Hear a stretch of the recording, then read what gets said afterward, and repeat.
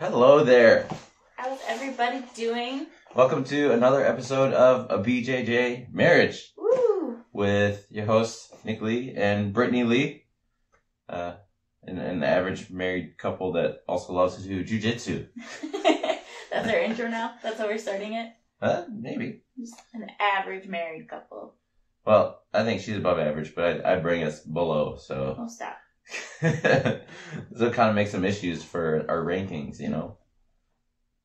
I never know how to respond to you sometimes. Perfect. Yep. Austin, we have Star Wars today. Oh, yes. Just in case you were wondering. Dun, dun, dun, dun, dun, dun, dun. We're gonna get sued for copyright. Yeah, she's the dark side today, and I was R2D2. And we're wearing new gis. New geese. I know, right? It's just always exciting to get new gis. We mentioned that last week, that we were getting new geese, and they're not anything like super fancy. We just bought them on Amazon. They're comfortable, though. But yeah, the material's really nice. I like the colors. I really wanted a gray one, so I made sure I bought a gray one. He wanted a bright orange one for NASA, but it was out of budget. Yeah. These can be a little expensive sometimes. So, it's comfortable. I haven't had a blue one yet. Thankfully, I have a red background, so I don't just blend in. Yeah. I think, how many keys did you have when you were a white belt? Like, in 2? total, by the end of your white belt career, you only had 2? Hey, no, I think I had 3. Okay. Yep, 3. Yeah, this will be my 4th. Probably my last one I get as a white belt. I don't plan on buying another one anytime soon. But you're gonna not be a white belt? Eventually. It may take like 5 years, 10 years, but eventually I will no longer be a white belt. Oh my gosh. Did I tell you the story how I told Natalie, one of our kids at the gym this week, that I was still a white belt and she was surprised? Because I know we told a couple of the kids this week, because I don't really wear my uniform too much when I'm around the kids, just because I'm not there on one of the days that the gi is allowed, and then the day that I'm always there is no gi, and then the Friday that I'm there every other day switches, so one week is gi and the next week is not. So they're just not really around me very much when I'm in my gi. And I had a talk with one of our little girls this week. She's 10 years old, and we just talked about the benefits that of just being a girl, and especially being so young, and all the things that she could get out of it, because, you know, she was going through that emotion where she really wanted to quit, and all of that stuff, so I was there to encourage her not to. But when we were talking, I just told her, I was like, Natalie, you know that I'm still a white belt, right? And she was like, oh, you are? And I'm like, yeah, you could kick my butt here very soon. Uh-oh. Yeah, because the kids get their white and gray belt in like 4 months or something. It takes about 3 months to get a stripe for a kid, and they have the same system where 4 stripes you get the next belt, but it just takes them half the amount of time to get their next belt. Whereas adults, it takes about 2 years, 6 months to every stripe, and kids are about 3 months every stripe. It's about a year to a belt. So the Those little suckers. the next belt after white for kids is gray with a white stripe. So she could be very close to getting that. And then I told her, I was like, you know, then you'll be above me. You can stand in front of me in line. I know my sister got it. She was all like, I'm not a white belt anymore. Yep. I get to stand in front of Brittany. I'm like, yes, you do. Absolutely. But they can't remember how to upa. No, can't upa. Oh my goodness. It's very frustrating. Yeah, it's funny. Yeah, the kids are fun to teach. Mm-hmm. I love teaching the kids. As much as annoying as they can be, it is very rewarding. But this week, I told the kids that I didn't know how to do an armbar. And they absolutely believed me. And they're like, what do you mean you don't know how to do an armbar? And then, like, I had them do one on me. And they were like, what do you mean you've never seen that? How can you be our coach? That is so funny. Which is also funny because I've taught them armbars before. So I really know that they don't remember shit that I've said to them. Don't pay attention at all. But that's okay. They're kids. Natalie does pay attention, though. That's what I like about her. Some of them are smart. Yep. I was Some of talking them to are her mom. dumb as a box of rocks. Mm-hmm. Her mom and I were talking about her, and she's just like, she's like a sponge. Anything you tell her, she just does. And I was like, no, it's true, because we had an open mat yesterday, and she was there, and she wanted me to coach her through some of her matches. And so I was watching her go through a match with our friend Dave, who's a purple belt, and at first she was really, really nervous to go with him. But I was just like, it's okay. Like, you're going to get really good experience and exposure to a lot of things going with someone who is not a child. So you should go with him. And she's like, oh, okay. And she did it. And then obviously Dave is going very light with her. And she was able to move from position to position. And then she ended up taking his back. And as she was there, Dave started teaching her how to do a loop choke.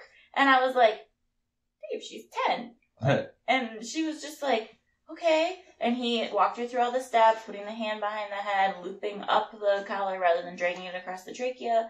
And after she did it and he tapped, she looked at me just with like all this excitement in her eyes. And I was like, do you know what you just did? And she was like, no, I've never seen that before. I was like, that was called a loop choke. That is not an easy choke, especially for a kid. Yeah, and she was like, oh my God. And so then I didn't even tell her what to do next when they slap bump next time. And I was watching her. She went straight for the back and went straight for a loop choke. And I was like, oh yeah, you're a little sponge. Got it. Yeah, that's Noted. Awesome.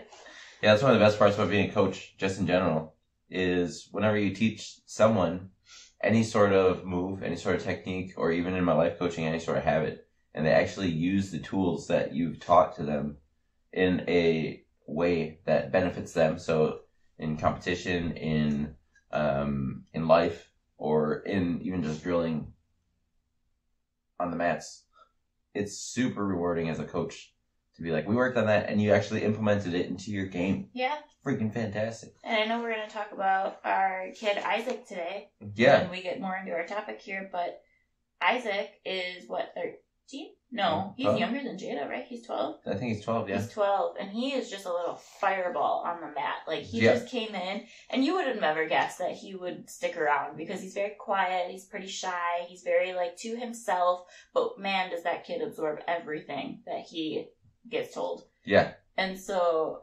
he competed last weekend in Grappling Industries in the Dells. Yep. And I know before his competition, Nick was him and I, we had a private lesson to go over just takedowns in general, because he wanted to work on it before competition. Mm-hmm. So we had our lesson, and we drilled this one move over and over, and I made him super tired. And it was just, basically how to finish a single leg, how to finish a double leg. Super simple stuff that everybody should know, but we drilled it. And I made him super tired. I wasn't going to teach him anything new right before competition. And then every match in competition, he got to the position and executed it the way that we drilled it. And it was just so awesome to see something that I taught to someone else and them able to use it. And it's just super fun. Humbling, rewarding, exciting, all the emotions. Competition is a big emotion. Man, yep. I wasn't even competing and my heart was like going out of my chest. I was so nervous. I just love being in the coach's chair and the competitor. I just love competing. I love competing in general. All the things that come with it. Yeah. I did last week also did ref some matches at our gym, and that was not as fun. I will say reffing matches is a lot more stressful. Well, not a lot more stressful. It's just different. And I guess I'm not used to it. Yeah. Oh.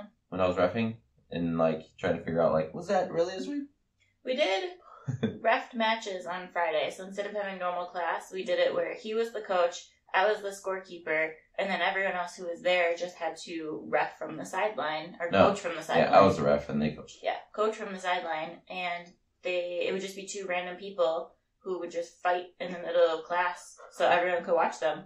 And yeah, I mean, we did it once, and it was very exciting, but we had a much bigger turnout the first time. This last time, we only had 10 people. Yeah. Poor Ellie, she was the only girl, because I couldn't do it. Oh, yeah. I love doing that, though. I just love freaking going hard. Rolling hard is super fun. Mm-hmm. It's so different. Yeah, but when you roll super hard, it definitely increases your chance for injury, right? Yes. And that's our main topic today we want to go over. Is what to do when you haven't listened to your body or something happens and you are injured for a period of time where you actually shouldn't train Jiu Jitsu. How difficult is that to manage? Oh my God. And what do you do about it? I mean, so since tell we us. Started this podcast. Right. Tell us in the comments if you've ever been injured for a sustained period of time where you couldn't have trained and what you did to cope with it. And we'll also tell you what we're doing to cope with it right now. Literally right now. Literally right now. Literally. I feel like a old man. I did see a meme. It was like 30-year-old me. And then it was like, what have you done to my knees? Yes, I saw that. I did. And the avatar was like, I took your bending away. Yep. Yep. Didn't Miguel also do that? I don't know. I think I got that from Miguel. Yep. But that's exactly what happened. So, as you guys have probably known, if you've been watching since the beginning, or pretty much any of them, I have been injured since episode 1 of this podcast. We actually didn't really start this podcast because I was injured, but it's definitely been a good release for me, I guess, since I can't train. But I've been injured since January 16th. It is now April 11th, so I'm going on 3 months at this point. Holy cow. I've been saying like 2 months for a while. Ugh. Yeah, I'm at 3 months. So it got to the point where I finally went to the doctor a little over a week ago and got it checked out, and they told me exactly what I thought they were going to tell me. It's just a rib lesion. There is nothing wrong with my bones. Nothing's fractured. Nothing's dislocated. I just have a muscle ache, basically, and it's right on the intercostals of my rib. So it's really nothing that can be fixed without time. So I guess I've been giving it time, but it is very unfortunate anytime that I feel any type of pressure, because for a while I was flow rolling just to stay moving. But if I... Yeah, just kind of loosen things up. And yeah, which we'll get into. But like if I was put in mount or side control or knee on belly, it was just, I wouldn't say excruciating pain, but it definitely didn't feel good. So, and then it was set backwards into the healing process, right? Yeah, exactly. So they gave me a shot of cortisone. Cortisol? No, cortisol is the vitamin D that I'm supposed to take. Oh, okay. Yeah, you're right. Cortisone. Shot of cortisone. And it's funny, whenever I tell people, I'm like, yeah, I got a shot of cortisone. I'm like, oh my gosh. Like, Tracy and Allie, they were like, how did it feel? Like, were you in pain? And I was like, no, it was fine. It was just a little tiny sting, a little needle. I don't know. But it wasn't any sort of long-term relief, I guess. It was definitely just a short-term. Took away the pain for a couple days. He prescribed me with a higher dose of naproxen, and so I'm taking that when I need it. Had to take it twice in the past week and a half, just whenever I feel it. But besides that, that's where my injury is, and it seems to be getting better, but every time that I think it's better, it isn't. So that's where I'm at. How about you? What's your injury? My injury is patellar tendonitis, or jumper's knee, you can call it. But basically, I've just been on my knees for way too long and way too hard. Yeah, apparently. And then you went and bought the dick. I went and got the dick. That's right. After being on his knees too long. Yep. Okay, continue. The dick is diclofenac, I believe. That's what it's called. But it's basically arthritis cream that I'm rubbing on my knees now because I'm a fucking old man. Apparently. It's gonna be 30 this year, guys. Big 3-0. Big 3-0. Yeah, but it's basically localized, like ibuprofen or anti-inflammatory that I'm just rubbing on my knees, and I've done that for the past 2 days, and I like it. But coming up to competition was supposed to be last weekend. Yeah, and I was super excited, super gung ho. I felt really good with my technique, and you can. Remember a couple episodes ago, I talked about how I wasn't rolling with one of my knees because I was trying to let it heal a little bit. It was in a little bit of pain. Yeah, at that point, I probably should have stopped rolling because I was just trying to deal with the pain and push through and get through competition and then let myself heal a little bit. And I ended up pushing myself too far. And then both my knees have swollen tendons around my kneecap, it's the patellar tendon. And anytime I kneel, it just felt like my knees were attached to a lightning rod mixed with a freaking fireball right in the tips of my shins. Where if I bent my knee, my pant pressure going into my knee would set it off and I'd be like, ah! Like a jolt of pain. And I don't know if you know. I couldn't even rub his knee without him squirming because it hurt him so bad. And I wasn't even putting pressure, but if I just even touched him, he was like, that doesn't feel good. Yeah, I would and it's not just that doesn't feel good. I'd be like, yeah, jumping. Yes. And I would be like, stop that. And she'd be like, what? I didn't touch you. And I'd be like, yeah, you did.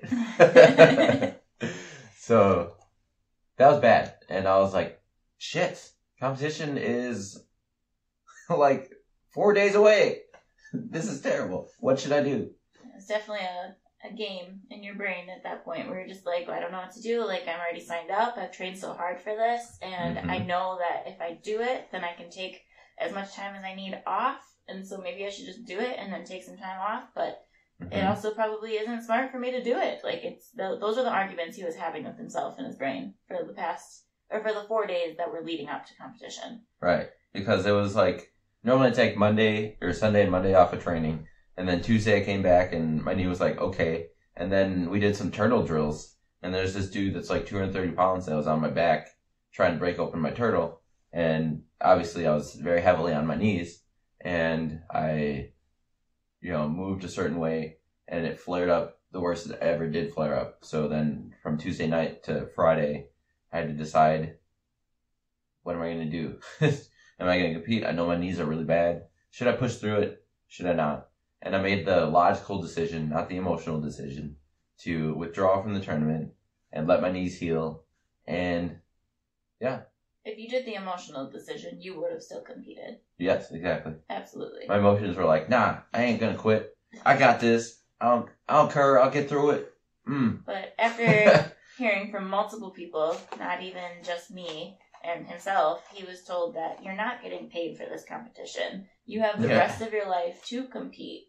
Like, it is just not worth it. And think about it, if you step on those mats and you go out there with an already injured bodily part. I was going to say bodily fluid, but that wasn't a thing. I mean, it could be fluid, but still. If you went out there, then you probably would have injured it worse to the point where you really actually couldn't roll at all. For the next or 6 it months. might need surgery, or it might be out for a year or something. Yeah, and we just decided it's not worth it. It's not worth it. Jiu-Jitsu is not worth it.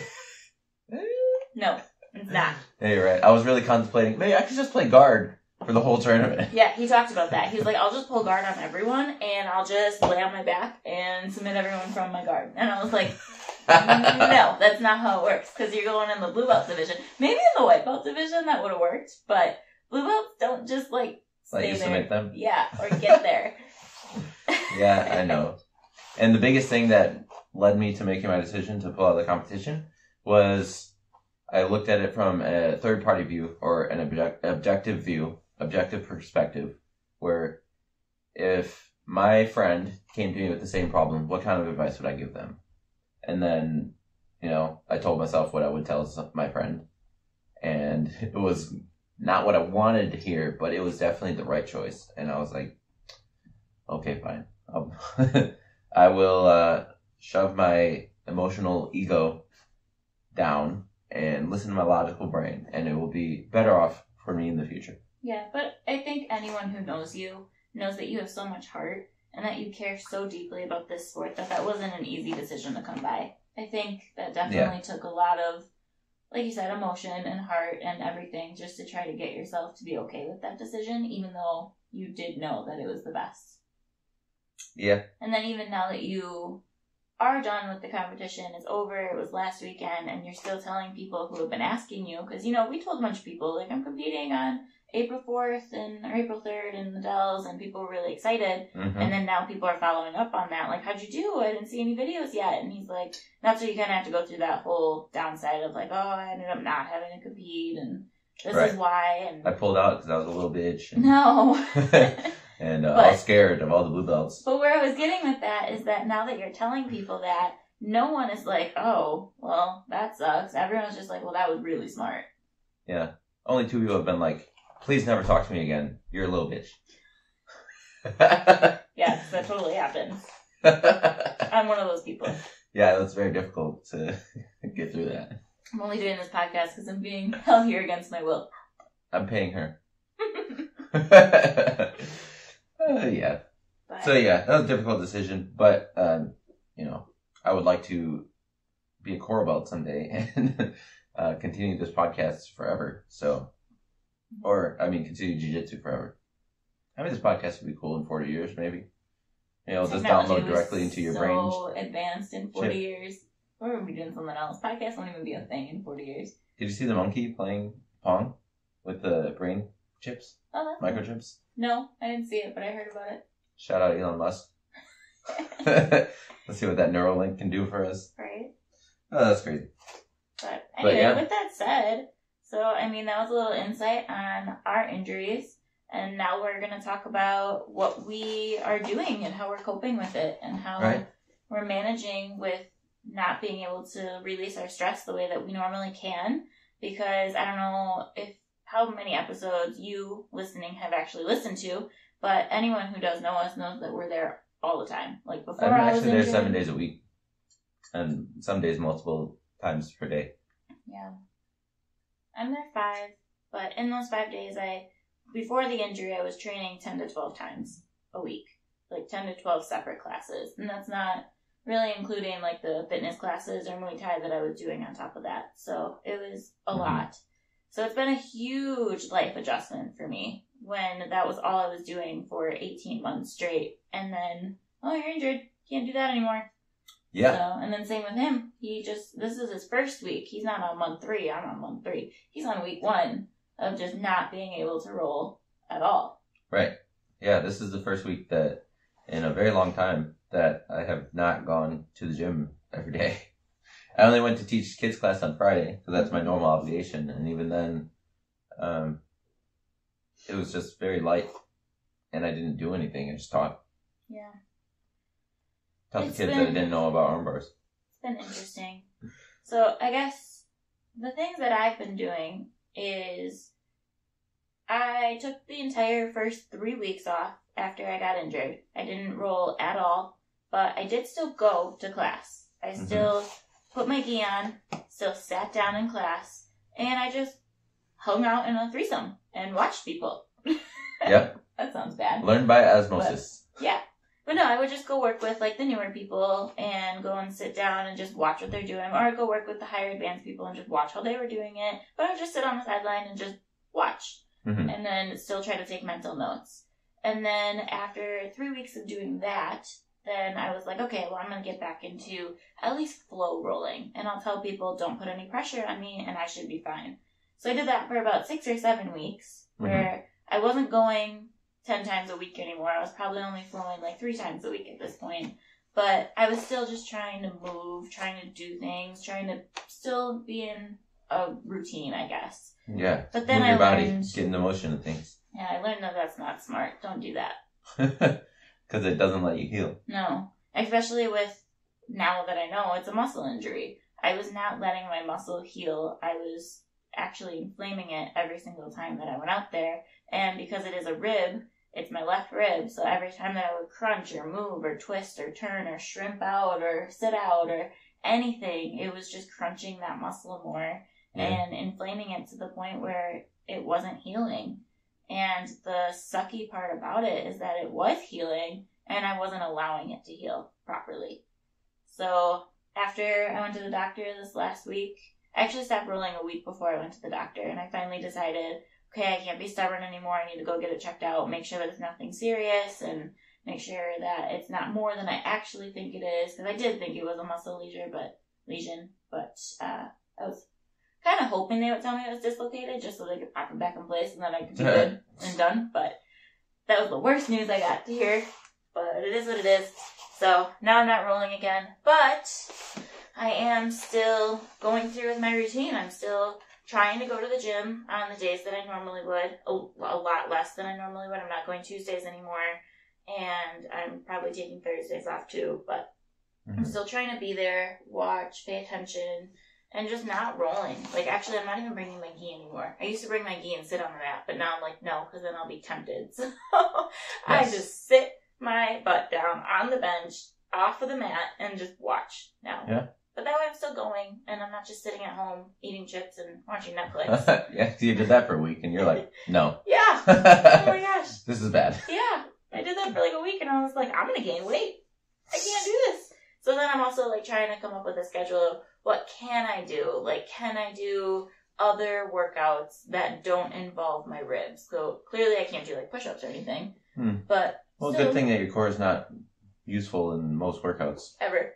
None. But no, I've come up with this like entire list of things that I can do, so I'm still staying active. And so when I do go to the gym, I'll watch for the class period, but then after class, while people are rolling, I'll go in the back and I'll go do a different workout myself. Or trying to just incorporate my own stuff. So that way I'm staying active, staying motivated, staying on my schedule so that when I can come back and train, I'll hopefully not have such a hard transition getting back into what I want to be in. Right. And your habit won't be changed dramatically. And I think that's the biggest thing is I will still continue to go to class, even the morning classes that I like to go to and watch and learn the techniques, because I learn the techniques by watching, I learn them by feeling, and I learn them by doing. So basically, people like him suck. I can learn it. Like I can even hear somebody talking about a position in an audio format and then visualize it and be like, oh yeah, I can do that. But even if I'm not doing the moves, I'm going to retain some of that for later. You know, a little bit less than if I were drilling the moves, but I'm going to retain it. I'm like a sponge, like she was talking about. Yeah, but so I guess long term, just to transition into him, sorry, but just long term, just try to stay on a routine. Try to figure out what does work for you and what doesn't. If you do have a serious injury, I would borderline consider mine serious since it's been so long, but just try to stay on a routine and keep your schedule as much as you can so that when you do get to go back, it's not such a different transition for you. Yes. Now let's go into the short term, something that just happened. Well, I don't know what you're talking about, but I still want to talk about long term. Okay. So, yeah, the habits and how continuing the habit is way more beneficial for you than stopping the habit, starting a new, worse habit that's harder to break, and then trying to change your habit back into what you want it to be, you know? And the hardest part with that is not knowing how long the injury is going to take to heal. That's my least favorite question, is when people are like, do you know how long it's going to be? I'm like, no, if I did, I'd be back on the mat. Or I would tell you. Right? It's just very frustrating. Yeah, and that happens all the time. Like, hey, how's your knees doing? How's your chest doing? Like, the same. Yeah, if I was rolling with you, you'd know. Yeah. Yeah, so that is annoying. But, I mean, people are concerned, and they're going to ask because they enjoy rolling with you, and they enjoy having you in class, which is, you know, very nice to know and to feel that love. They're asking that question out of love. No, I know it. It is out of love. It just sucks because I hate the answer that I have to give. I have no idea. And the uncertainty part of it is just so annoying. Yeah, it makes us admit as people, like, I'm not ready to roll again. You're right. Subconsciously. But, you know, I've been told by so many people, too, just at the level that I'm at, a 3-stripe white belt, and, like, getting closer to the blue belt every day, and with how much I was training and doing the couple of competitions under my belt that I had, like, I felt like I was on a really good train to be on a good schedule and all that stuff and get my blue belt in a reasonable amount of time. And when you're a white belt, I mean, I guess that's tunnel vision. All you want is your blue belt. Like, you can just, like, feel it. It's so close, especially at my level. I'm like, I was so close, and then out of nowhere this happens, and I'm just like, well, dang it. Yeah. Guess that's not happening. Not right now, at least. And then I was talking to our friend Laura yesterday, and she was telling me, she was like, it's not worth it. And I was like, I know, but I was just so close, but so far. She's like, no, when you want it so bad, it's just like he was saying, you want it so bad, you want to compete, and you just keep working yourself, even though you know you're getting injured. But you're just like, I can make it there, and then after that, I can take a break. Because that's what I told myself. I was like, if I could just make it to my blue belt, then maybe I can just take a couple months off and then be fine. But it's just not, it's not worth it. A belt is not worth your physical health, in my opinion. And so but sometimes it's just nice to be reassured because emotionally I want to be like, well, I can still flow and I can still do it.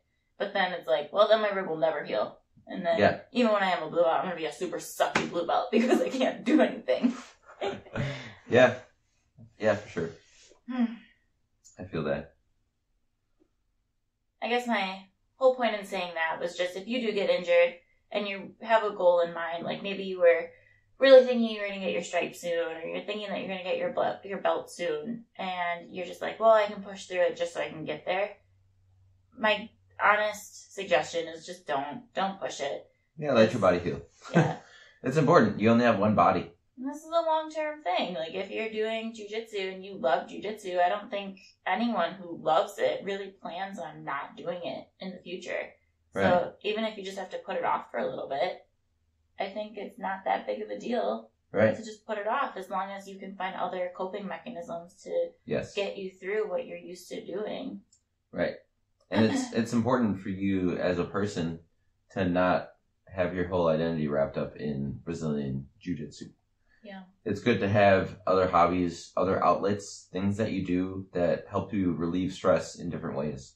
So it's always good to have a creative outlet, either writing, drawing, playing music, reading. But reading is less creative. It gives you creative juices, but it's not you creating something. In your mind, you're coming up with characters and... Yeah, but it's a little bit different than like actually writing, actually creating a drawing, actually, creating some graphic design or... Yeah, I guess. And that's what I mean by creative. Something that forces you, like woodworking, I don't know, playing with clay, sculpturing. Blacksmithing, which is something I would like to do. Or cooking is a creative outlet for her. It's creating something. And that's always good to relieve stress, having some sort of creative outlet. Yeah, yesterday I was making a couple desserts. We had a couple people over last night just for fun, and I was like, I want to make these 2 desserts, and as I was making them, I'm like, this is not fun. Baking is not fun. Cooking is way more exciting. I'm like, why am I just mixing all this in a bowl? Like, this is ridiculous. I like seeing it transition in front of my eyes on a pan, so I don't know. That's just... Okay. Well, like, it was this, and now it's this. Which I guess it could be said for baking, too. It's just not nearly as exciting for me. I don't know. I hate baking. Well, that's fine. It's good to know, too. So, you always want some sort of creative outlet, and then you always want some sort of physical outlet. But right now, that's getting taken away from our injuries. But that physical outlet, whether it be jiu-jitsu, maybe yoga, maybe hiking, walking, running, whatever you like to do as a physical activity, it's good to have one of those. And then it's good to have a mindfulness practice for you, whether that be meditating, praying, or this is where I put the category reading, or something to chill you out, something to kind of release you from the physical world into more of a spiritual world, or, another landscape that allows your spirit to flourish and be free. I think this goes really well with the pandemic, too, because once the pandemic hit, there were so many people that just didn't want to train anymore, which is understandable. Like, there was something that was happening that told you to social distance, and jiu-jitsu is the furthest thing away from social distancing. So the pandemic actually disrupted so many people's lives and their routines and their schedules. So even though they weren't injured, in a way, if you compare it to what we're talking about, they were injured because they couldn't come anymore. And if jiu-jitsu was their life, if that's all they depended on, and then out of nowhere on March 17th, 2020, it was ripped away from them, they also had to come up with their own outlets and their own physical and creative and everything. Spiritual. Just everything that they needed to change about their lifestyle. Mm-hmm. So basically, I guess what we're trying to say is don't let it consume you. Yeah, don't let it be the only thing. And it's not even just jiu-jitsu. If you have one outlet in your life, you want to have, I'd say, at least those 3 different types of outlets. Mm-hmm. So that way, if one thing gets taken away from you, you're not just like lost. Yeah. Like, what am I supposed to do? This is all I did, and now I can't do that anymore. Mm-hmm. I think something that you and I as well are fortunate of, which I'm very grateful that we have this opportunity, which I know a lot of people don't, but we get to teach the kids still. So even though we're not there, we're not physically doing it, we still at least get to motivate the children and help them through their jiu-jitsu journeys and teach them what to do and what not to do. Yeah, and that was one major thing that I was going to talk about before you cut me off earlier. But coaching in general, me as, I'm getting closer to purple belt, so... And I've been giving people private lessons for the things that I'm really proficient at. And I do know a lot of jiu-jitsu at this point. So what I've been doing this last week and, times before where I couldn't train because I was injured for whatever reason is coaching people just in general while they're rolling. And that allows me to use my jiu-jitsu muscles in my brain to what I would do from there, but having to articulate that under pressure and have somebody else do it while you're coaching them is, almost a whole nother level of jiu-jitsu. And I've been practicing my coaching style of jiu-jitsu through that for the last couple weeks when I haven't been rolling the way I normally would. Yeah. And that's, not something that somebody as a white belt is going to do to other white belts. They're going to be like, don't get to that position. Where I'm going to be like, okay, use your frames, hip out, turn into them, and get your leg under their leg, get an underhook on your left side, and bridge and roll. Yeah. But I would say it's been a very good outlet for me to be able to coach the kids that way. Mm-hmm. Because I may not be able to tell adult jiu-jitsu practitioners where to go and how to do things, because I'm still learning how to do those things. But I can tell a kid, like, oh, don't do that, or get here, or put your arm there, or maybe grab the underleg. Just so everybody knows, coaching is not telling someone not to do something.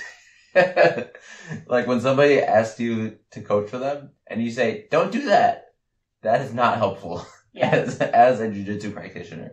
What you should be telling people is what to do instead of what not to do. So most of the time people are like, watch out for the triangle, or don't get stuck there, instead of like, posture up, which would be watching out for the triangle, or, keep your elbows tucked, which is, not allowing somebody to pull their arm away to get an arm bar or a triangle. Mm-hmm. Stuff like that is what people should do as coaches. I don't think everybody realizes that. But that's the kind of stuff that I've been working personally recently because I haven't been training. And it's the stuff that you learn too as a coach. Like I remember when my dad first asked me to coach the kids, to help coach the other coaches coach the kids, and I was like, why? Like, I'm a 2-stripe white belt. Like, I can't do that. Like, they're not going to listen to me. Like, yes, they would. And I was like, but I don't even know They listen anything. to you better than they listen to me. But which is ridiculous. But he was but like... anyways. I lost my train of thought because I'm going to say something. It's so funny. But, no, I just didn't feel confident enough going in there. But now that I've been doing it a couple months, I mean, obviously there's definitely still things that I'm learning every single day that I have to work on to be a better coach, in order to say better things and in order to articulate different moves and different gestures better, because that's just part of coaching. Like, especially being a white belt, I think you're finally at that point at my level where, like, when you're in that scenario, you know in your brain what to do, but now it's trying to tell someone else what to do in that same situation. And it's very difficult to articulate it. Mm-hmm. And I've learned that even with, because I always help the new females that come in the gym. Anytime there's a new white belt girl that walks in, I'm typically their partner just to help them out. And make them feel comfortable, etc. Yeah, and every single time I have to do it first so that I can go in my brain and figure out how to say it out loud. Like, I'm like, I know how to do this, but I don't know how to tell you how to do this. So give me a second. Yeah, that's a skill right there. And that's what I'm learning how to do with the kids, which I think is incredible experience. You're becoming an expert at that skill. Yeah, I would say so. Yeah, I'm going to have to write that down in my skill book. Because that's something that I've learned from my coaches that they've been able to do for me. And I've picked up that style and I'm able to do it for other people, even if I'm not actually doing it with them. Mm-hmm. Like 90% of the time, I'm able to tell you where to move your body to make the technique work better. Mm-hmm.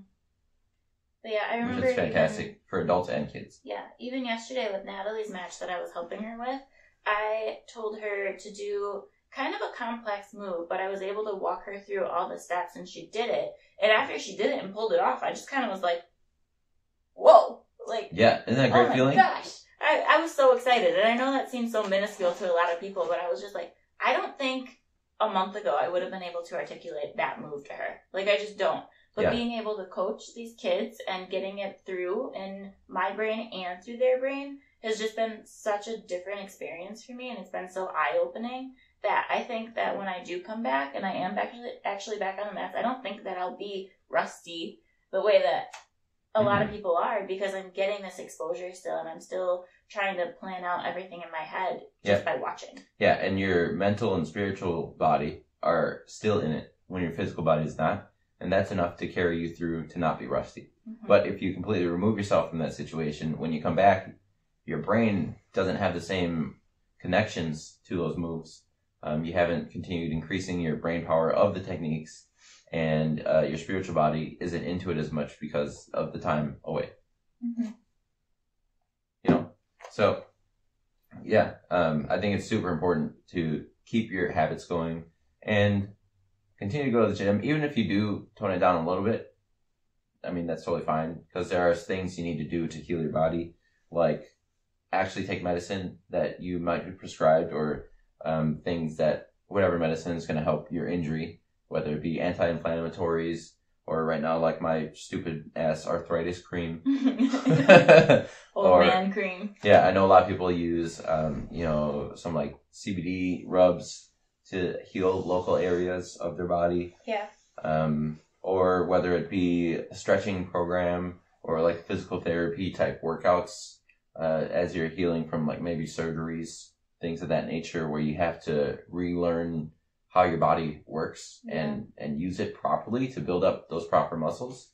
A lot of that can take up the time that you would normally use going to Jiu Jitsu, but I encourage keeping up some sort of weekly habit where you go a couple times a week if you are injured, and watch and coach. Even if you are a 3-stripe white belt, the number one thing about coaching is, in order to coach, the only skills that you need is to be one step ahead of the person you're coaching. I'm still learning how to coach every day. Like, even there's every single day that I'm coaching the kids, there's always something that I say out loud that I'm like, I could have said that better. Every single day. Right. And I know when he first started helping out teaching the kids, he was going into detail the way he would with an adult. And I kept telling him, I was like, Nick, these are kids. They don't understand what you just meant. You gave them way too many steps. They're not going to be able to understand. We have to break it down to 3 steps. And so that took some adjustment for him, too. What do you mean they can't go from side control to neon belly to Kimura? That's 3 steps.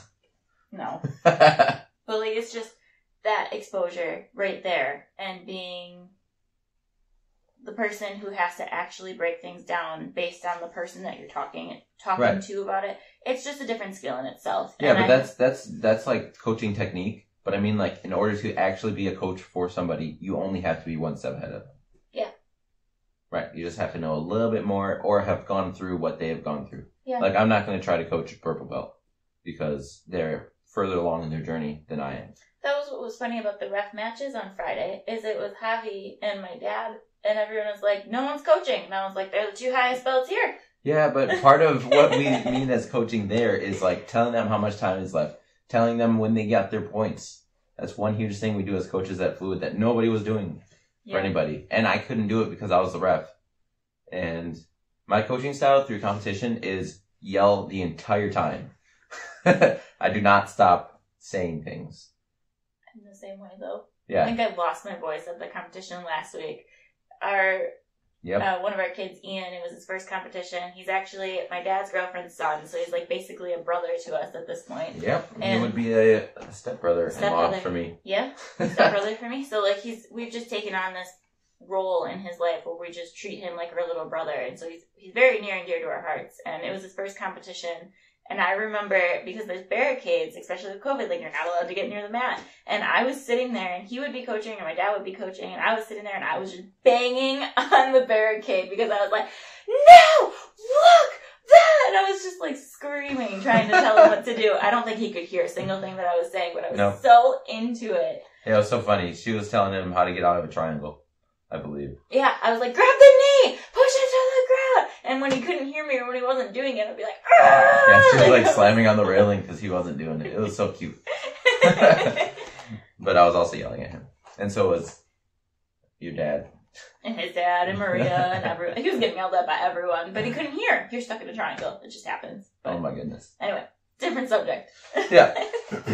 But yeah, so I've been really flexing my coaching muscles, and that's been helping me get through my training hiatus. Mm-hmm. Because I do need to give my knees time to not be swollen. Yeah, I'd like to get training sooner than later. And the sooner I can let myself heal, the sooner I can train. Yeah. How long do you think you're roughly going to need? Do you think you're just going to take another week before you start? Well, I have a seminar this weekend, so. Yeah, that doesn't mean you need to roll. Yeah, it does. I get to play card. Uh-huh. He's going to a Master's Hour seminar in Atlanta. Yes. It's on Saturday, Friday, right? Saturday, Sunday. But that'll be fun. So he's also trying to be very cautious about what he's doing this week so that hopefully I can feel at least a little bit better by the time he goes there and is with all these new people and black belts and Master Sour and all that fun stuff. Yes, it's going to be a fantastic event. I'm really looking forward to it. Master Pedro Sour it's near Atlanta, Georgia. I don't think it's specifically in Atlanta. But, yeah, we're going to be going over some great stuff. And also some other things that interest me, like how to run a gym better, because I'm trying to, like I said, become more of a coach just in general. But, really excited about that. Yeah, I think, going back to the injury thing and trying to wrap it up a little bit, because we're almost at time, but I think that if you're just starting out jiu-jitsu and you get injured, it's probably a lot easier, and this is just kind of stereotyping, I guess, in a way, but it's probably easier for you to take time off because you're not hooked yet. Whereas if you are a little bit further in your journey, I would say, like, probably a year or further, you're probably pretty hooked at that point, and if you get injured, it can be a little devastating to not be able to keep up with your routine. Yeah, so. I think that's one of the reasons that when people get injured, they don't come back. Obviously, most people that do jiu-jitsu are white belts. Yeah. You know, there's less people at every belt rank in the jiu-jitsu world because it's so hard to get through white belt, so hard to get through blue belt. And especially if you get injured in a severe way, whether it be competition, whether it be on accident, there's people that I know in our gym over the time that we've been training that have gotten a severe injury and have never come back to jiu-jitsu because of it. Because they don't, have the investment into jiu-jitsu that maybe we do. Mm-hmm. So they don't have that interest as much as we do. And then the injury just turns them off. Yeah. To jiu-jitsu in general. And it brings back bad memories of when they were injured. Yeah. And their habits changed enough for them to not continue coming back to jiu-jitsu. Yeah. And I never really have thought that was going to be an issue for me, where if I stay away, I'm never going to come back. But it definitely is an illogical fear that I have, which is why I also try to keep up my schedule, because I'm like, well, I don't want to get used to just sitting at home on a Wednesday night and not being at the gym. I would rather still go, even though I know I'm going to go back when I'm feeling fine, because I'm pretty hooked. I've been off for 3 months and all I can still think about is jiu-jitsu.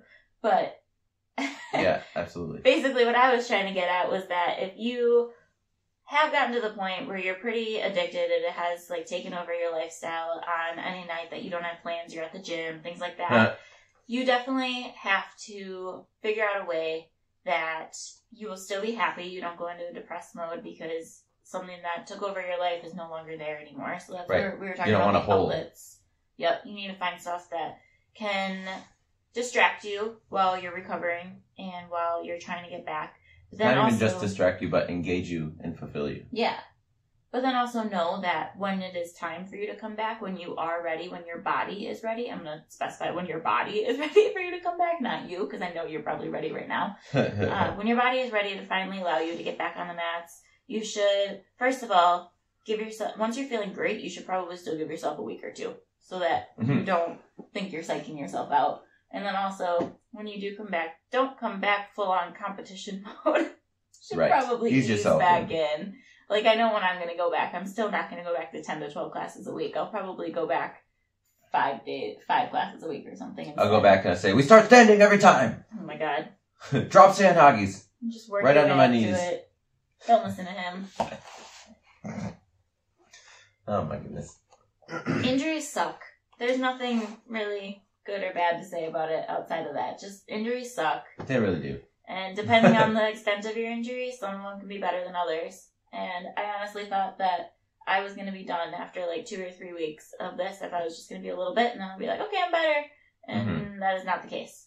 But you know, one of the best things about jiu-jitsu in general is how forgiving jiu-jitsu is for anybody that leaves for any sort of period of time, and then they want to come back. The door for jiu-jitsu is always open.